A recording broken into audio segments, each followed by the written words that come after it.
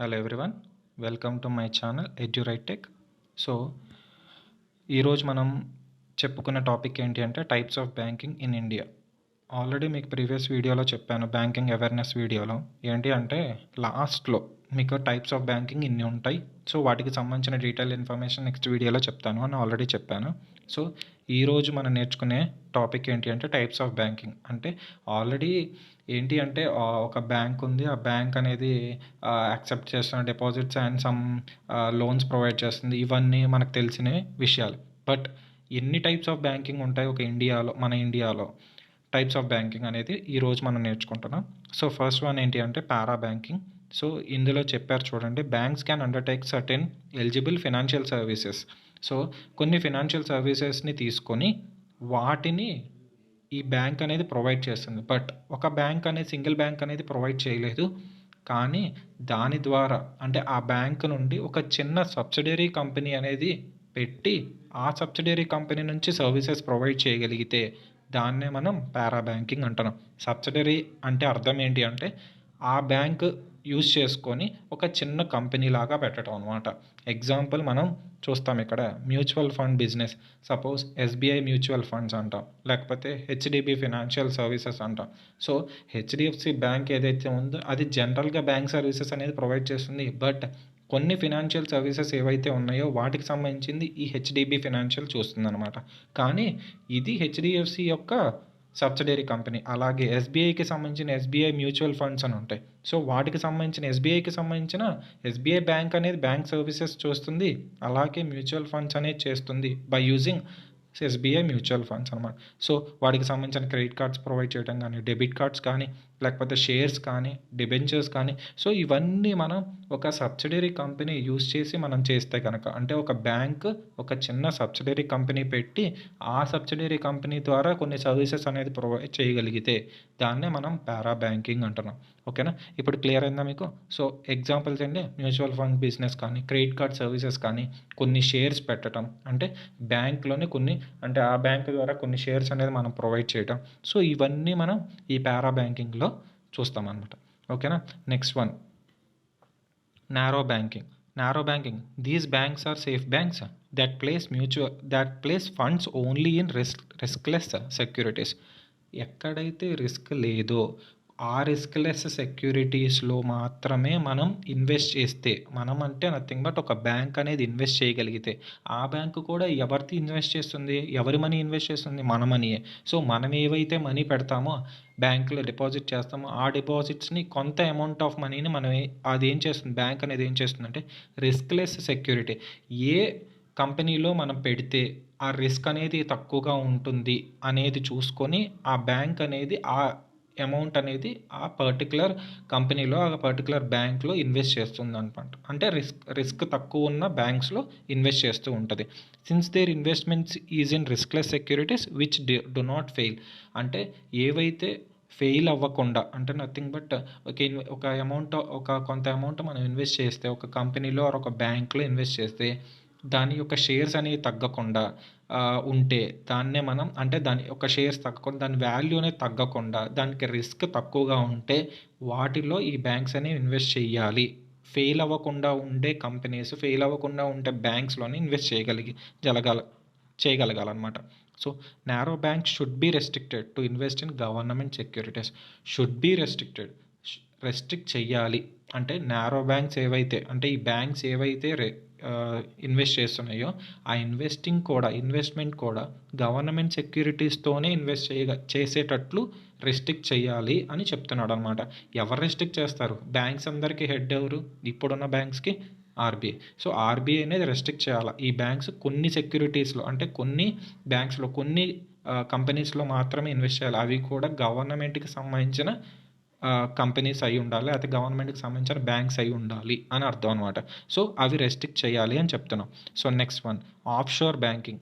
Offshore banking unit means a branch of a bank in India located in special economic zone సెజ్లు అంటాం మనం, అప్పుడప్పుడు టీవీలో చూసాం. సెజ్లు అంటే స్పెషల్ ఎకనామిక్ జోన్.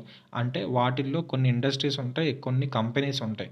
వాటిల్లో ఆ కంపెనీస్ దగ్గరలో ఒక బ్యాంక్ అనేది పెట్టి వాటికి సంబంధించిన డిపాజిట్స్ కానీ, అంటే ఎక్కడో ఉంది అంటే వాళ్ళ ఎవరైతే కన్జ్యూమర్స్ ఉన్నారో వాళ్ళకి సంబంధించిన బ్యాంక్ ఎక్కడో ఉంది, బట్ ఈ బ్యాంక్ ద్వారా వాళ్ళ డిపాజిట్స్ కానీ, విత్డ్రాల్స్ కానీ, అండ్ ఫారిన్ కంపెనీస్ ఏవైతే ఉన్నాయో వాటికి సంబంధించిన డిపాజిట్స్ కానీ యాక్సెప్ట్ చేయగలిగితే, and from onshore banks that permits deposits, and ఏవైతే పర్మిట్ చేయరు అంటే డిపాజిట్స్ని కూడా, అంటే ఆన్షోర్ బ్యాంకింగ్ నథింగ్ బట్ నేను ఎక్కడైతే ఉన్నానో అక్కడే నా బ్యాంక్ కూడా ఉంది, అలాంటి బ్యాంక్స్ నుంచి కూడా డిపాజిట్స్ అనేది ఈ ఆఫ్షోర్ బ్యాంకింగ్ యూనిట్ అనేది యాక్సెప్ట్ చేస్తుంది. అంటే ఆ బ్యాంకింగ్ ఆఫ్షోర్ బ్యాంకింగ్ అంటాం వాటిని. సో ఏదైతే onshore banking that permits deposits, నా బ్యాంక్ ఎక్కడ ఉందో నేను అక్కడే ఉన్నా, నా బ్యాంక్ అక్కడే ఉంది, కానీ ఆ బ్యాంక్కి సంబంధించింది కూడా ఈ ఆఫ్షోర్ బ్యాంకింగ్ యూనిట్లో డిపాజిట్స్ అనేది తీసుకుంటుంది. And OBU nothing but offshore banking unit, ఇది కూడా ఒక అబ్రివేషన్. ఇది కూడా బిట్స్లో అడిగే ఛాన్స్, అంటే ఎంసీక్యూస్లో అడిగే ఛాన్స్ ఉంటుంది. So offshore banking unit may make loans to non resident companies as well. అంటే ఇక్కడ లేని కంపెనీస్ ఏవైతే ఉన్నాయి, అంటే దాని యొక్క మెయిన్ లొకేషన్, అంటే మెయిన్ బ్రాంచ్ అనేది ఇక్కడ కాదు, అంటే దాని యొక్క హెడ్ ఆఫీస్ ఇక్కడ కాదు అనుకున్న కంపెనీస్కి కూడా లోన్స్ ఇచ్చే బ్యాంకింగ్ ఏంటి అంటే ఆఫ్షోర్ బ్యాంకింగ్ అనమాట. ఓకేనా. So next one, green banking. It refers to how environmentally friendly the bank is అర్థం. సో ఏంటి అంటే మనం అప్పుడప్పుడు ఏటీఎంకి వెళ్తాం, గ్రీన్ బ్యాంకింగ్ అని చూపిస్తారు లాస్ట్లో. ఏంటి అంటే మనం ఏదైనా విత్డ్రాల్కో లేకపోతే సంథింగ్ ఒక డిపాజిట్ చేస్తే మనకు ఒక స్లిప్ అనేది జనరేట్ అవుతుంది. బట్ స్లిప్ రాకుండా వాడు గ్రీన్ బ్యాంకింగ్ అనేది చూపిస్తాడు. ఏంటి అంటే పేపర్లెస్ అనమాట. అంటే మన పేపర్ ఎంత తక్కువగా యూజ్ చేస్తే అంత ఎన్విరాన్మెంట్ ఫ్రెండ్లీగా ఉంటుంది అని అర్థం. సో దానికి సంబంధించిందే ఈ గ్రీన్ బ్యాంకింగ్ అనేది. సో కొన్ని బ్యాంక్స్ అనేవి గ్రీన్ బ్యాంకింగ్ని దాన్ని ఏమంటాం, కొంచెం ఏవైతే కొన్ని బ్యాంక్స్ ఉన్నాయో, ఎస్బీఐ కానీ లేకపోతే యాక్సిస్ కానీ, కొన్ని బ్యాంక్స్ ఏవైతే ఉన్నాయో వీటిని సపోర్ట్ చేస్తున్నాయి అనమాట. అంటే గ్రీన్ బ్యాంకింగే ఉండాలి, నథింగ్ బట్ ఒక పేపర్లెస్ బ్యాంకింగ్ అనేది ఉండాలి అని. So and how committed to green and ethical policies, అంటే ఒక బ్యాంక్ అనేది గ్రీన్ బ్యాంకింగ్కి ఎలా సపోర్ట్ ఇస్తుంది అండ్ ఎంత కమిట్ అయి ఉంది దానికి, అంటే గ్రీన్ బ్యాంకింగ్కి ఎంత కమిట్ అయి ఉంది, అండ్ ఎథికల్ పాలసీస్, ఎథికల్గా అది ఒక పాలసీ అనేది ఎలా మెయింటైన్ చేస్తుంది ఒక బ్యాంక్ అనేది చూసేదే ఈ గ్రీన్ బ్యాంకింగ్ అనమాట. అంటే ఏ బ్యాంక్స్ అనేది గ్రీన్ బ్యాంకింగ్ని సపోర్ట్ చేస్తున్నాయని చెప్పడానికి ఈ గ్రీన్ బ్యాంకింగ్ అనమాట. 2 డైమెన్షన్స్ అది. సో మనకి 2 డైమెన్షన్స్, అంటే is it paperless or not, అంటే ఇది పేపర్లెస్సా కాదా ఈ బ్యాంకింగ్ అనేది. అంటే ఈ particular SBI or particular Axis, particular ICICI ఒక బ్యాంక్ అనేది తీసుకుంటే ఆ బ్యాంక్ అనేది పేపర్లెస్గా ప్రొవైడ్ చేస్తుందా లేదా. ఒక ఏటీఎంకి వెళ్తే అది పేపర్ ఇవ్వకుండా మెయిన్గా బ్యాలెన్స్ చూపించేటట్లు, లేకపోతే ఒక మెసేజ్ ద్వారా డేటా అంటే మనకి ఇన్ఫర్మేషన్ ఇచ్చేటట్లు, సో అది ప్రొవైడ్ చేస్తుందా లేకపోతే అది సపోర్ట్ చేస్తుందా లేదా చెక్ చేయటం. And wear the bank put it's money, అంటే ఒక బ్యాంక్ అనేది ఎక్కడ మనీ ఇన్వెస్ట్ చేస్తుంది లేకపోతే ఒక బ్యాంక్ ఎక్కడ మనీ పెడుతుంది అనేది కూడా చూస్తారు ఈ గ్రీన్ బ్యాంకింగ్లో. Nothing but next one, retail banking. It refers to the dealing of commercial banks with individual customers both on liabilities and assets side of the balance sheet. So perfect example of retail banking ఏంటంటే మనం ఒక commercial bank, ఒక బ్యాంక్కి వెళ్ళాము, ఒక deposit చేస్తాం మన money and withdraw చేసుకుంటాం అండ్ డిఫరెంట్ సర్వీసెస్ మనం తీసుకుంటాం. నథింగ్ బట్ సర్వీస్ అనేది మనం ఆ బ్యాంక్ నుంచి తీసుకుంటాం. సో ఇవన్నీ కలగలిపితే ఒక రీటైల్ బ్యాంకింగ్ అని అర్థం అనమాట.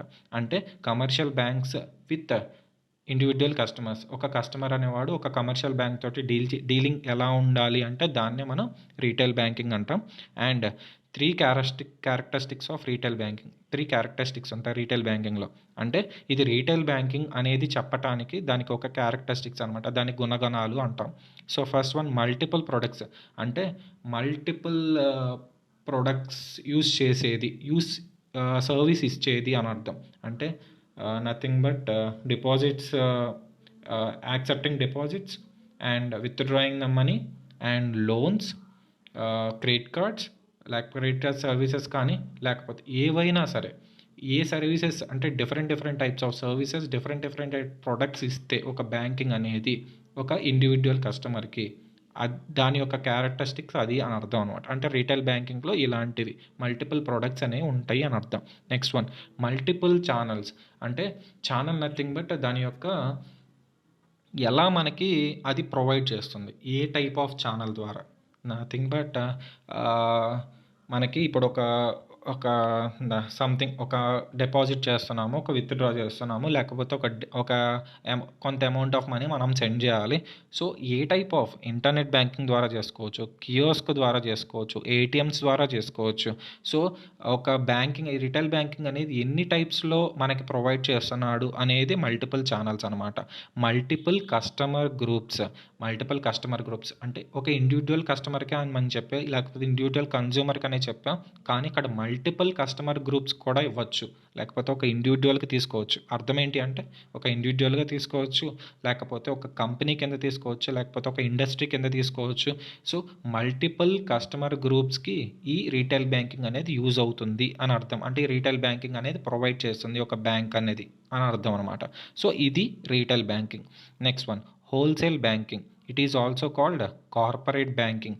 కార్పొరేట్ నథింగ్ బట్ ఒక లార్జ్ ఇండస్ట్రీ, లేకపోతే ఒక లార్జ్ కంపెనీ, ఇట్లాంటి వాటికి ఈ బ్యాంక్స్ అనేవి ముడిపడి ఉంటాయి. నథింగ్ బట్ ఆ రెండింటి మధ్య డీలింగ్ అనేది ఉంటుంది. ఒక కమర్షియల్ బ్యాంక్కి ఒక లార్జ్ ఇండస్ట్రీకి మధ్య డీలింగ్ ఉండేదాన్ని మనం కార్పొరేట్ బ్యాంకింగ్.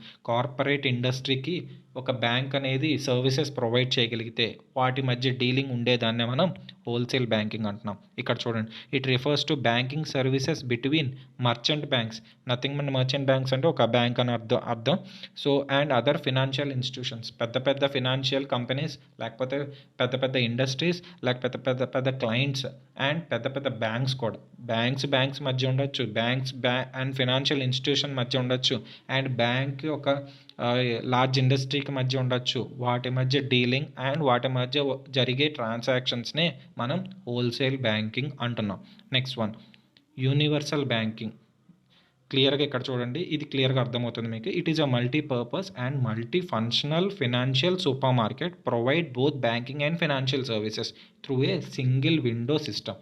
సో ఒక సింగిల్ విండో సిస్టమ్ ద్వారా నేను మల్టిపుల్ సర్వీసెస్ ప్రొవైడ్ చేయగలిగితే దాన్నే మనం యూనివర్సల్ బ్యాంకింగ్ అంటాం. అంటే అర్థం ఏంటంటే ఒక సూపర్ మార్కెట్కి వెళ్ళాం, నాకు అన్నీ దొరుకుతాయి అక్కడ.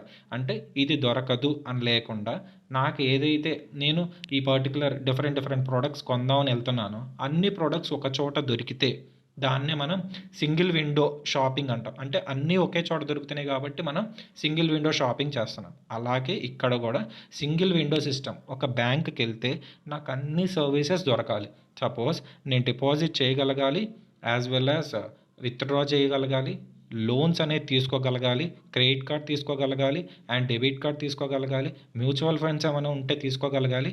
సో ఇవన్నీ ఏవైతే సర్వీసెస్ ఉన్నాయో, ఏవైతే బ్యాంక్ ప్రొవైడ్ చేస్తున్న ప్రొడక్ట్స్ ఏవైతే ఉన్నాయో, వాటికి సంబంధించిన సర్వీసెస్ ఏవైతే ఉన్నాయో అవన్నీ ఒకే చోట ప్రొవైడ్ చేయగలిగితే దాన్నే యూనివర్సల్ బ్యాంకింగ్ అంటున్నాం. కాకపోతే ఇక్కడ ఏంటి అంటే మనం పారా బ్యాంకింగ్లో చెప్పాం ఏంటి అంటే ఒక బ్యాంక్ అనేది అన్నీ ప్రొవైడ్ చేయలేకపోతే దానికి సంబంధించిన సబ్సిడరీ బ్యాంక్ ద్వారా డిఫరెంట్ టైప్స్ ఆఫ్ సర్వీసెస్, లేకపోతే డిఫరెంట్ టైప్స్ ఆఫ్ ప్రొడక్ట్స్ అనేది అది డెలివర్ చేస్తుంది అని. సో ఈ type of banking, universal banking అనేది was famous, popular in developed కంట్రీస్లో మాత్రమే. సో డెవలప్డ్ నథింగ్ బట్ ఇండియాలో కూడా కొన్ని చోట్ల ఉండొచ్చు, అండ్ ఆల్సో అదర్ కంట్రీస్లో ఎక్కువ ఈ యూనివర్సల్ బ్యాంకింగ్ అనేది ఉంటుంది అనమాట. అంటే ఒకే చోట అన్ని సర్వీసెస్ దొరికేటట్లు అనమాట. And offers one stop shopping for all financial products and services. So అన్ని ఫినాన్షియల్ ప్రొడక్ట్స్ అండ్ అన్ని ఫినాన్షియల్ సర్వీసెస్ అన్నీ ఒకే చోట వన్ స్టాప్ షాపింగ్ లాగా దొరకగలిగితే ఆ బ్యాంక్ ఏదైతే ఇవ్వగలదో ఆ బ్యాంకింగ్ని మనం యూనివర్సల్ బ్యాంకింగ్ అంటాం. Next one, Islamic banking. ఇదేంటి అంటే దీన్ని షారియా బ్యాంకింగ్ అని కూడా అంటాం. And it is a finance system based on the principles of not charging interest which is prohibited under Islam. So Islam అనే ఒక కమ్యూనిటీ ద్వారా వీళ్ళేంటి అంటే ఆ ఇస్లాంలో చెప్పినట్టుగా, అంటే వీళ్ళేంటంటే ప్రొహిబిటింగ్ ద ఇంట్రెస్ట్ ఆన్ ఏవైతే ఏదైతే వాళ్ళు కొంత అమౌంట్ ఇస్తున్నారో ఒక లోన్ పరంగా లేకపోతే ఏదో ఒక సర్వీస్ పరంగా కొంత అమౌంట్ ఏదైతే ఇస్తున్నారో ఎవరికి కస్టమర్కి ఆ అమౌంట్ మీద ఇంట్రెస్ట్ అనేది తీసుకోకూడదు. అంటే ప్రాఫిట్ అనేది వాళ్ళు ఎర్న్ చేయకూడదు అనేది వాళ్ళ యొక్క మెయిన్ ప్రిన్సిపల్ అనమాట. సో ఇక్కడ చెప్పాను చూడు, in this banking system bank cannot be sold at any profit. ఎటువంటి ప్రాఫిట్ తీసుకోకుండా ఎటువంటి ఇంట్రెస్ట్ అనేది వాళ్ళు ఇచ్చిన అమౌంట్ మీద వేయకుండా ఇచ్చే బ్యాంకింగ్నే ఇస్లామిక్ బ్యాంకింగ్ అంటాం. ఓకేనా? దీన్ని కూడా షారియా బ్యాంకింగ్ అని కూడా అంటాం. And next one, merchant banking. It is A combination of banking and consultancy services. అంటే అర్థం ఏంటి అంటే బ్యాంకింగ్ సర్వీసెస్ ప్రొవైడ్ చేస్తుంది as well as consultancy services కూడా ప్రొవైడ్ చేస్తుంది. ఎగ్జాంపుల్ చెప్తాం. ఏంటి అంటే ఒక కస్టమర్ ఉన్నాడు, వాడికి సంబంధించిన కొంత ఇన్ఫర్మేషన్ అనేది లేకపోతే ఒక డిపాజిట్ అనేది చేస్తున్నాడు అండ్ వాడికి ఏదో ఒక సర్వీస్ కావాలి, కానీ ఆ సర్వీస్ గురించి క్లియర్గా తెలియదు. సో ఆ సర్వీస్ అనేది నాకు తెలియాలి అంటే కన్సల్టెన్సీ అనేది ప్రొవైడ్ చేయగలగాలి, లేకపోతే ఒక కస్టమర్ కేర్ అనేది ప్రొవైడ్ చేయగలగాలి ఒక బ్యాంక్ అనేది, లేకపోతే ఒక ఫినాన్షియల్ ఇన్స్టిట్యూషన్ అనేది ప్రొవైడ్ చేయగలిగితే, అంటే consultancy services as well as banking services ఈ రెండు ప్రొవైడ్ చేయగలగాలి for an individual customer and also to the corporate industries or large customers or anything. So అందరికీ ప్రొవైడ్ చేయగలిగితే ఏంటది banking services and as well as మనకి ఫినాన్షియల్కి సంబంధించిన consultancy services అనేది ప్రొవైడ్ చేయగలగాలి. సపోజ్ నేను ఒక క్రెడిట్ కార్డ్ తీసుకుందాం అనుకుంటున్నాను. క్రెడిట్ కార్డ్ అంటే కూడా నాకు తెలియదు, కానీ నాకు క్రెడిట్ కార్డ్ అనేది కావాలి. నాకు కావాల్సినంత ఇన్కమ్ ఉంది, కానీ నాకు క్రెడిట్ కార్డ్ కావాలి. సో ఒక క్రెడిట్ కార్డ్ కావాలి అంటే ఒక బ్యాంక్ వెళ్ళాము, బ్యాంక్లో వాడు సరిగ్గా చెప్పకపోవచ్చు, కానీ నాకు కస్టమర్ కేర్ ద్వారా నాకు సొల్యూషన్ అనేది దొరకాలి. సో వాడు ఏదైనా కస్టమర్ కేర్ కానీ లేకపోతే ఒక కన్సల్టెన్సీ కానీ లేకపోతే ఒక బ్యాంకులోనే ఒక పర్సన్ని దానికోసమే ఒక పర్సన్ని పెట్టడం, ఆ పర్సన్ క్రెడిట్ కార్డు గురించి చెప్పటం. సో ఇలాంటి సర్వీసెస్ ప్రొవైడ్ చేయగలిగితే మనం ఆ బ్యాంకింగ్ని మనం మర్చెంట్ బ్యాంకింగ్ అంటున్నాం. సో ఇవి types of banking in India అనమాట. సో అందరికీ అర్థమైందని అనుకుంటున్నాను. సో లాస్ట్ వీడియోలో చెప్పినట్టు మీకు టైప్స్ ఆఫ్ బ్యాంకింగ్ అనేది ఎక్స్ప్లెయిన్ చేస్తాను అని. సో ఈ వీడియోలో మొత్తం కవర్ చేశాను టైప్స్ ఆఫ్ బ్యాంకింగ్లో. మీకు ఎటువంటి డౌట్స్ ఉన్నా కింద కమెంట్ చేయండి. అండ్ ఎటువంటి డౌట్స్ ఉన్నా లేకపోతే ఏదైనా అర్థం కాకపోయినా కమెంట్ చేయండి. అండ్ ఆల్సో లైక్ చేయండి, షేర్ చేయండి అండ్ ఆల్సో కమెంట్ చేయండి. నెక్స్ట్ వీడియోలో మనం క్లియర్గా అబౌట్ ఆర్బీఐ గురించి తెలుసుకుంటాం. అన్నిటికీ ఏంటి అంటే ఆర్బీఐ అనేది ఏం చెప్పాం, అన్ని బ్యాంక్స్కి హెడ్ ఆర్బీఐ అనమాట. సో ఆర్బీఐ గురించి క్లియర్గా తెలుసుకుంటాం నెక్స్ట్ వీడియోలో. అండ్ మీకు ఈ వీడియో నచ్చినట్లయితే లైక్ చేయండి, షేర్ చేయండి అండ్ ఆల్సో కామెంట్ చేయండి and subscribe to Edurite tech. Thank you.